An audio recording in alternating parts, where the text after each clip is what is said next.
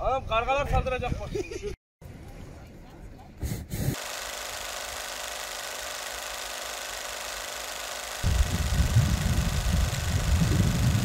W Kapadocji jesteśmy.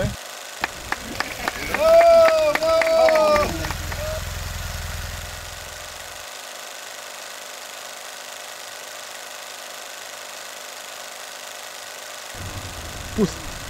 Desert, lód, desert. Serdecznie dziękuję Wam za to, że jesteście tu ze mną, za hojny donate kaftowy.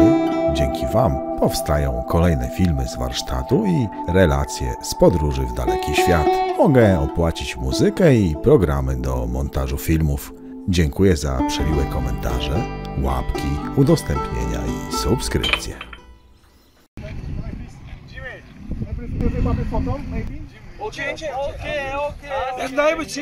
Dobra, to ten mikrofon tutaj, może tutaj go sobie damy.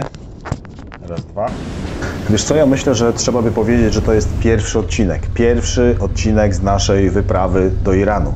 Słuchajcie, oglądacie pierwszy odcinek, bo często jest tak, że zaczynacie oglądanie od ostatniego, padają jakieś pytania, na które odpowiedzi no już mogliście poznać w poprzednich odcinkach, albo oglądacie ostatni, nie mając świadomości, że były jakieś wcześniej. To jest pierwsza część. CC? Oh, a bit. Yes. 1150. Hello. Hello?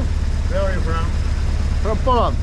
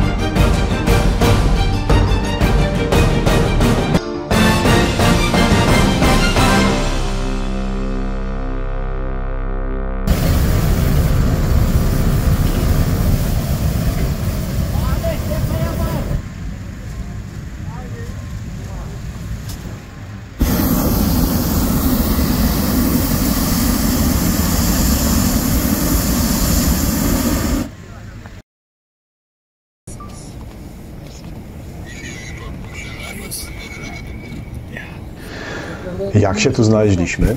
Pewnie się zastanawiasz, jak się tu znaleźliśmy, to 1000 metrów nad ziemią. Tego nie mieliśmy w planie do Iranu. To znaczy mieliśmy na trasie Kapadocję, ale już balon nie był naszym priorytetem. Bo jak masz przed sobą tyle kilometrów, coś z 15 000, to na takie przyjemności nie ma czasu w 30-dniowym planie wyprawy, bo plan był na miesiąc, 30-dniowy. Okej, ale może na razie wrócę do początku, może nie do takiego całkiem, bo wiesz, przelot przez Europę był tylko przelotem z noclegiem, właściwie z noclegami czasem nawet w tych samych miejscach, w tych, w których już byliśmy. Tak to już jest i dobrze, że jeżdżąc wiele lat po świecie, mamy już takie, rozumiesz jak to jest, sprawdzone miejsca, więc jeśli gonisz od punktu A do punktu B, jeśli zdążysz o rozsądnej porze, to wiesz, gdzie się zatrzymać. Więcej miejsca niż ja, ale masz długi materac, ja cieszę. No, widzisz? No. Prawo się No to co, to ja ci mówię dobranoc i do Spokojnej nocy. śpi w swoim Mariocie, ja idę do swojego, kurde, mój to się nazywa jakoś tak, jakby go nazwać. Ja to w hostelu śpię przy tobie. Nie, to jest...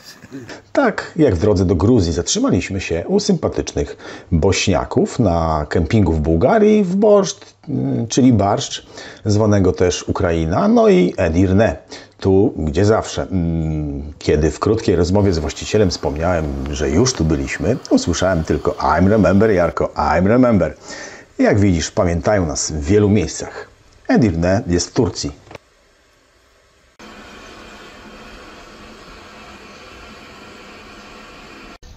Smaczna rybka, prosto z kutra. Bardzo smaczna. Po tylu dniach jazdy jeszcze żywa.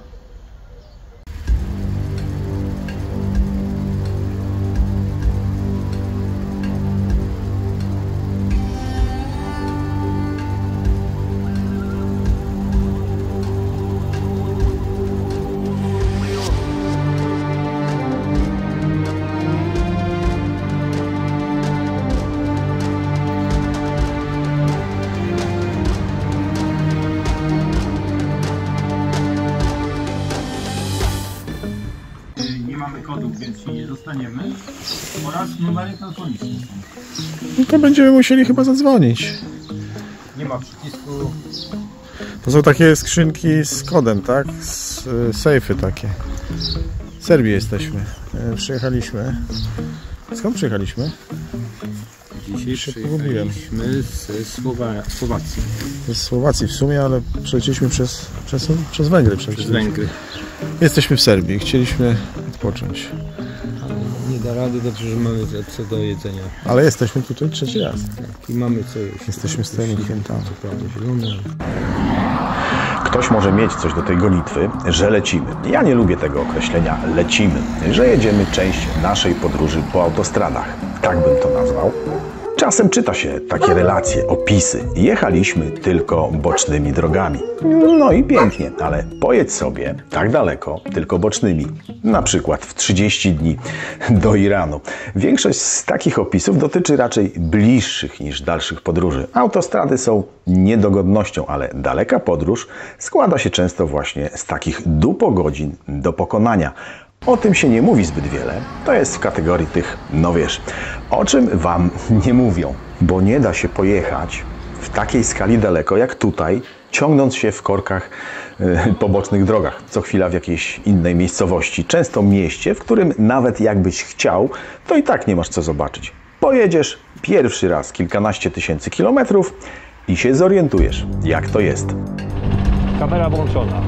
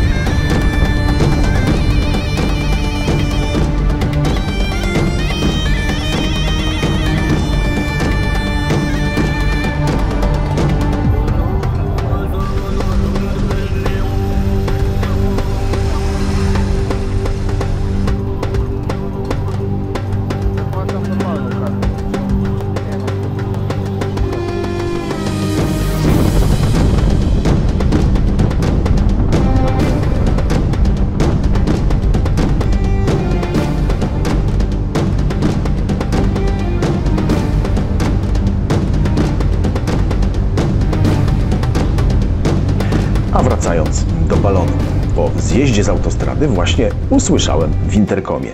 Nie pytaj, który to był dzień wyprawy, no w każdym razie Turcja. Początek wyprawy. Usłyszałem w tym interkomie: Jarek, nie mam ładowania w moim motocyklu. No i zatrzymaliśmy się na chwilę, to znaczy nie na chwilę, właśnie, no żeby sprawdzić, co się stało. Uruchomiliśmy znów silnik, zrobiliśmy pomiar napięcia, bo jak wiesz, miernik też jest w moim kufrze. I odpowiedź była prosta i wcale nie wesoła.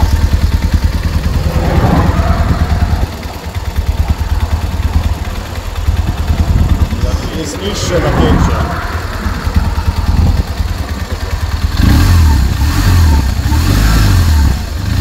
Spada zamiast Opcji było kilka, między innymi urwany pasek alternatora, no i wydawała się najlepszą opcją.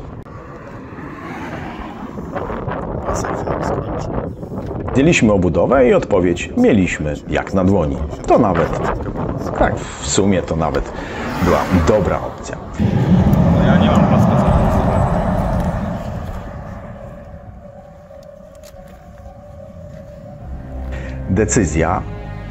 Decyzja musiała być przemyślana. Szukamy najbliższego, dużego miasta na nocleg. No i okazało się, że mamy blisko, bardzo blisko do celu, jednego z pośrednich celów podróży.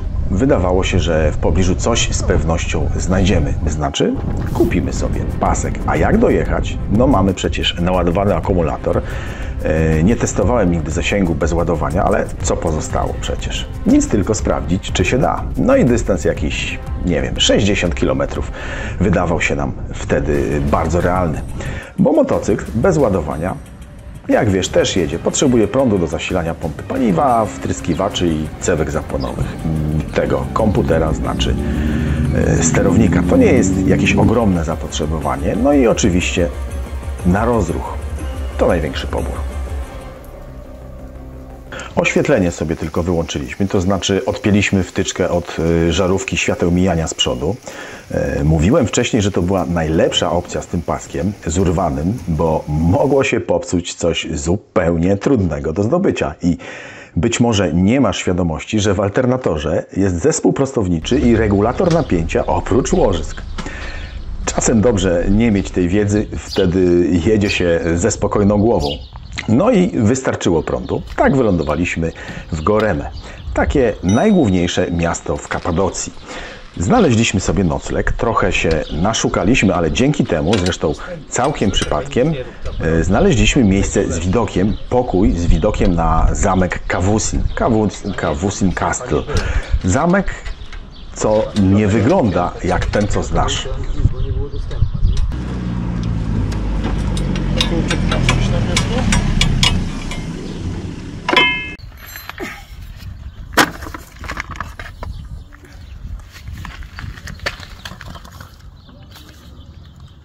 To jest wał, nie obrócisz. Patrz, jak tutaj poszło. Rozpuścił się. Alternator się kręci, nie?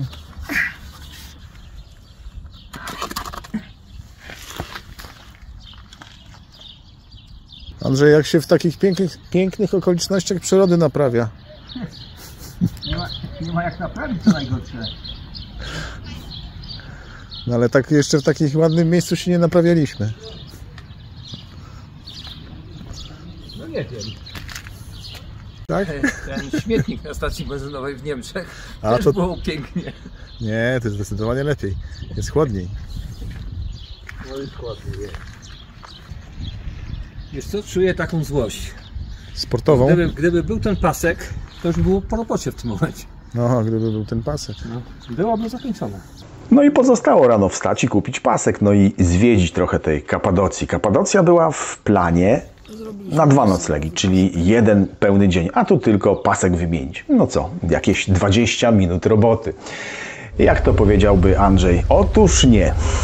Znaleźliśmy sklep motoryzacyjny. Najpierw było trzeba wytłumaczyć, że to nie do motocykla, bo jak powiesz motocykl, to wszyscy odeślą Cię do sklepu motocyklowego. I za każdym razem właśnie tak było. A w motocyklowych sklepach, wiadomo, paska do GS-a sobie nie kupisz. Pierwszy sklep facet grzebie w komputerze. Są paski o kilka milimetrów dłuższe i krótsze. Jedziemy później do Avanos, jakieś 30 km, takie większe miasto. Namierzamy dosłownie takie centrum jakby sklepów motoryzacyjnych. Pewni swego, wchodzimy sobie do jakiegoś, szukają. Nie ma. Czyli są inne rozmiary, ale odbiegają od naszego. Sąsiedni sklep? To samo. Sąsiedni? Też to samo. Żeby było trudniej, wszyscy rozmawiają, to znaczy musieliśmy tłumaczyć, co potrzebujemy po turecku, czyli tylko z telefonem w ręku. Translator Google. Rozumiesz? A dni mijają.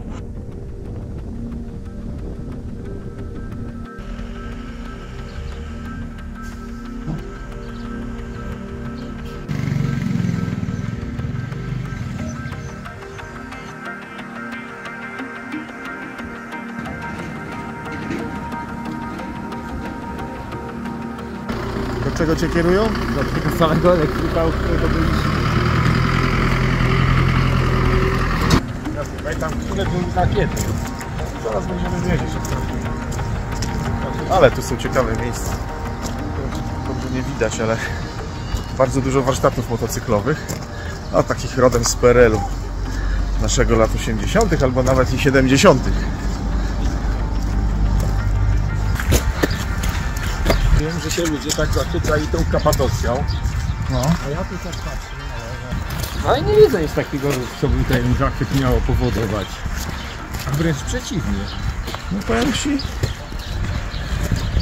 Rzeczywiście, ale patrz jakie garnuszki. Namierzyliśmy sklep z, no coś jak nasze OBI, taki market budowlany, ale na mniejszą skalę. Tam wisi pod sufitem setki pasów. Na półkach drugie tyle. Już się nam gęby cieszą. Na ladzie ląduje kilka pasków. Każdy, co? O kilka milimetrów za mały, albo odwrotnie. Z tego sklepu sprzedawca wyszedł z nami i poprowadził nas do innego sklepu, ale już w nim byliśmy. Do innego. Też już w nim byliśmy. No i taka historia powtarzała się parę razy. Odwiedziliśmy wszystkie najważniejsze. Oni, Turcy, nie zostawią Cię bez odpowiedzi. To znaczy, jak jesteś w potrzebie, zawsze będą próbowali w jakikolwiek sposób Ci pomóc. Prawie zawsze poprowadzą Cię do innego sklepu. No nam się tak to przydarzało. I chociaż wytłumaczą, gdzie powinieneś szukać. W końcu wpadliśmy na pomysł, Andrzej wymyślił, żeby przekonać jakiegoś Turka translatorem Google, żeby zadzwonił w naszym imieniu do serwisu BMW i zapytał o pasek. Dowiedział się, że co? Że nie mają, ale wiedzą gdzie, w którym sklepie mają.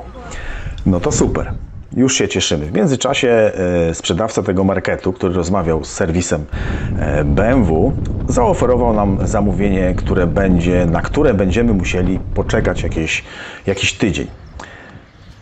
Minął dzień, jadę do tego sklepu, który wskazał nam serwis BMW, jakieś 100 kilkadziesiąt kilometrów. Oczywiście, co? Nie mają. I zwiedzam sąsiednie sklepy. Tak minęło nam jakieś 2 dni, może 3. Zamawiamy w końcu w markecie. Wróciliśmy do marketu, skąd turecki sprzedawca rozmawiał z serwisem BMW i zamawiamy pasek, ten tygodniowy. Tak na razie, tak w razie co. No taki pierdzikułek całkiem fajny. How much? One day. 100 euro. 100 euro. Jadę sobie później osobiście do serwisu BMW. Dowiaduję się, no że owszem, tak, nie mają, to wiem, ale mogą zamówić. No i co? 2 tygodnie czekania. Serwis BMW w Turcji, 2 tygodnie czekania na pasek. Wpadliśmy w końcu na pomysł, że taki pasek może być przecież w jakimś aucie. I tak odwiedzamy kilka serwisów. Volvo i Hyundai'a, bo i30 i jakieś stare Volvo właśnie taki mają. No ale co, nigdzie nie ma takiego paska. A jak już, to trzeba czekać na realizację zamówienia około tygodnia. Zamówiliśmy w końcu pasek w takim sklepie, warsztacie, który widniał na stronie Google jako serwis Volvo. No my byśmy go tak nie nazwali, ale zamówiliśmy sobie pasek w tym serwisie Volvo i zamówiliśmy sobie pasek w tym sklepie, w tym markecie, o którym wcześniej wspominałem. No ale że czasu nie lubimy tracić, jak widzisz, to trochę sobie pozwiedzaliśmy. Andrzej na pożyczonym moto, jakieś 250, no i później w balonie.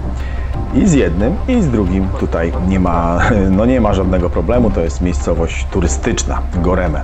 Z tego wszystkiego to przecież dobrze się stało chyba, że to wszystko w Kapadocji. To naprawdę takie mocno wyjątkowe miejsce z tych, dla których ludzie jadą tylko tutaj, nawet na motocyklu, tylko po to, żeby to wszystko tutaj zobaczyć.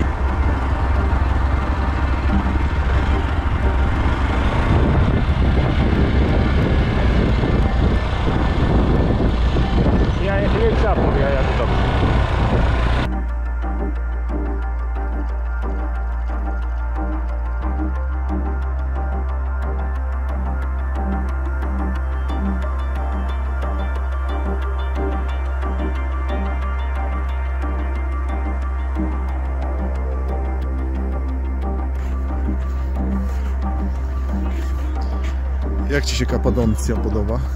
No, to jest ładnie.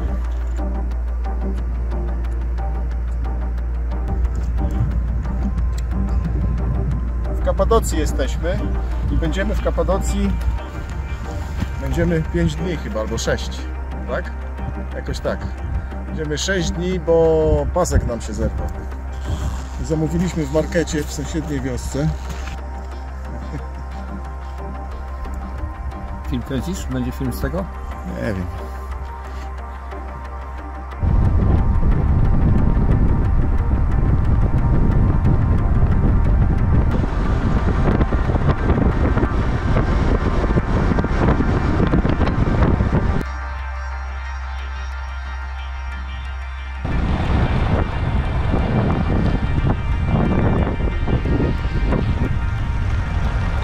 No i nie wiem, czy oni dobrze jadą.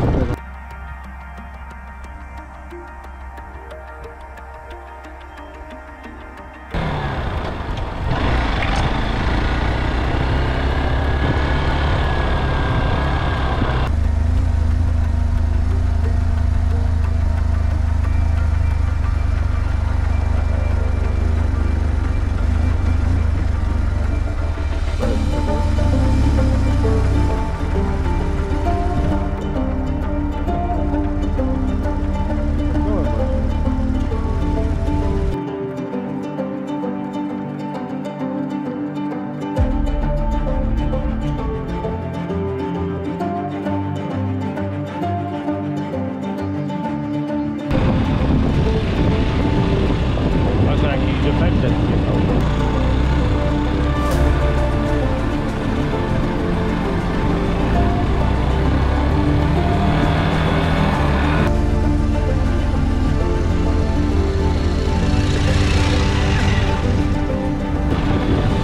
A to można też iść jeszcze tą drogą, co ty jedziesz, chyba dojechać o wiele łagodniej.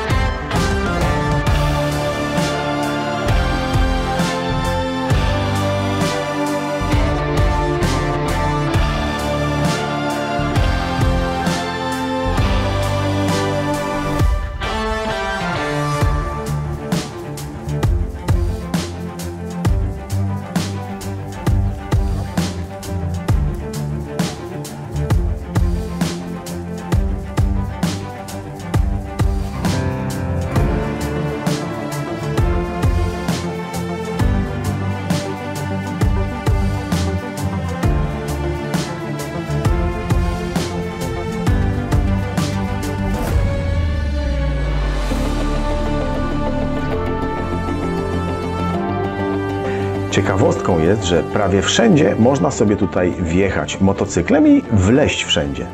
Nic nie jest biletowane, ani nie ma znaków zakazu. Wspomniałem o tym widoku z okna, Cavusin Castle. To nie zamek taki sensu stricte, jaki sobie wyobrażamy. W tej górze jest nawet kościół, nie meczet, a właśnie kościół, pomimo że jesteśmy w Turcji. Kościół, dawny kościół, który dzisiaj oczywiście już nie funkcjonuje. Dzień dobry. Opowiem Wam bajkę. Opowiadaj. Zamówiliśmy pasek. Miał być wczoraj, ale będzie jutro.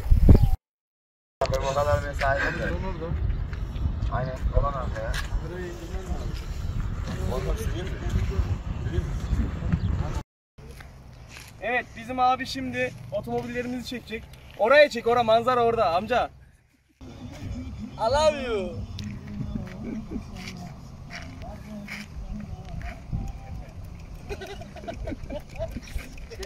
Allah cezanızı vermesin. Allah!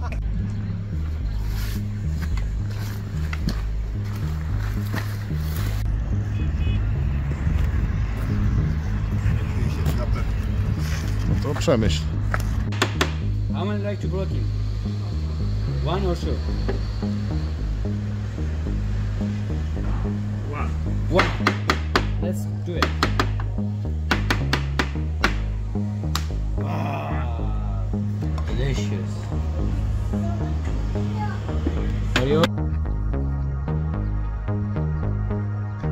Odjechałem od naszej bazy jakieś 60 km od naszego pensjonatu, gdzie nocujemy. Jestem w jakimś zagłębiu, nie wiem, motoryzacyjnym. Wszystko tu jest, tylko nie nasz pasek. Byłem w BMW Motorrad. Mogą bardzo szybko ściągnąć już za 20 dni z Niemiec. Pasek 4PK 582. No nie mogę powiedzieć, wszyscy chcą pomóc. Od jednego sklepu do drugiego sklepu mi odsyłają. Cześć. Nie żył ten pasek, pomimo że jest na nim symbol, próbują coś tam dobrać. Lipa. Lipa. Byłem w jakichś dziwnych miejscach, które sugerują, że tu może jest serwis Volvo. Warsztat taki gorszy niż garażowy. Gorąco. Pić się chce. No nic, trzeba dalej szukać. Nie mam innego pomysłu. Szukać.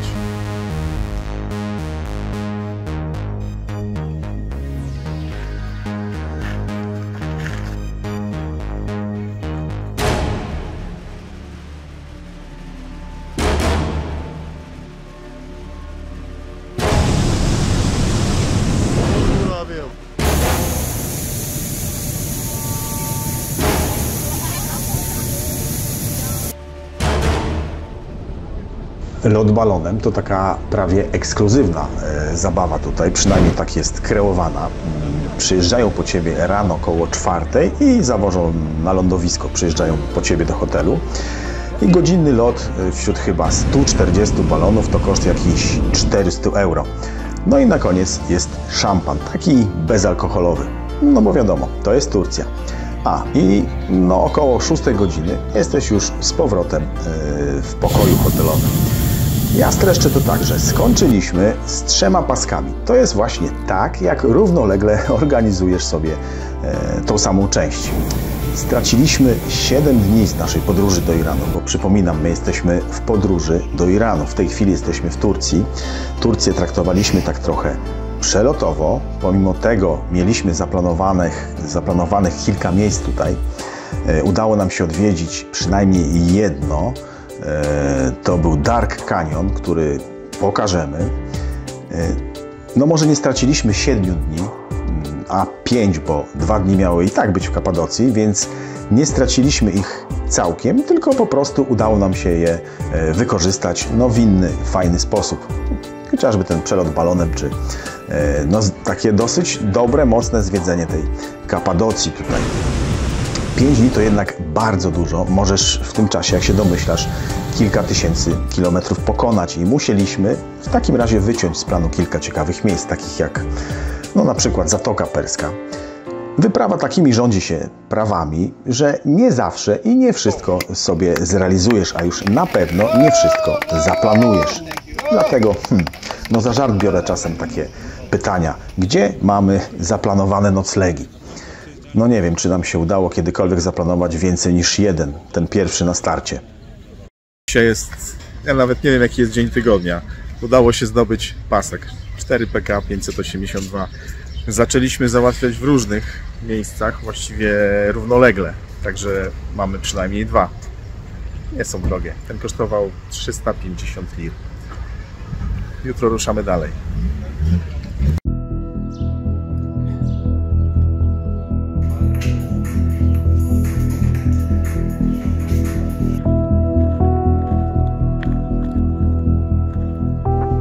No i musieliśmy wyznaczyć sobie taki ostateczny cel, że tak powiem. Wycięliśmy kilka punktów, ale postanowiliśmy, że w Iranie zajedziemy w jakieś takie ciekawe miejsce, najlepiej na drugim końcu. Wszyscy uśmiechnięci. Zobaczymy, czy pasuje.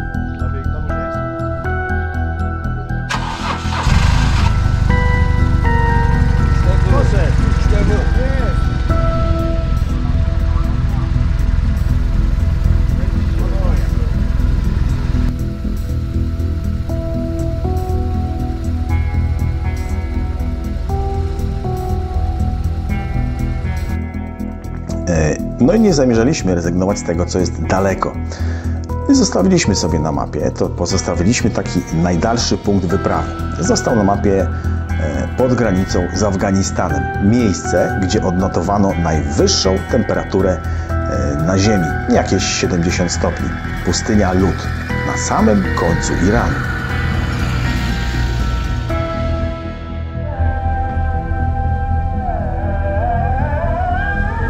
Słuchajcie, kochani, jeśli podoba się Wam nasza opowieść, jeśli oglądacie ten film, być może oglądaliście inne, a jeszcze nie zasubskrybowaliście tego kanału, poproszę Was o subskrypcję, poproszę Was o łapkę w górę. To naprawdę pomaga w rozwijaniu kanału. Przede wszystkim będziemy wiedzieli, że to, co robimy, podoba się Wam.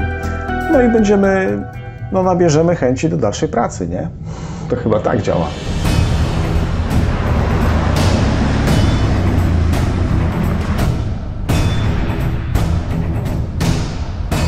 Desert, Lud, desert. Maybe here. Try to. It's not very far from here. You can follow me.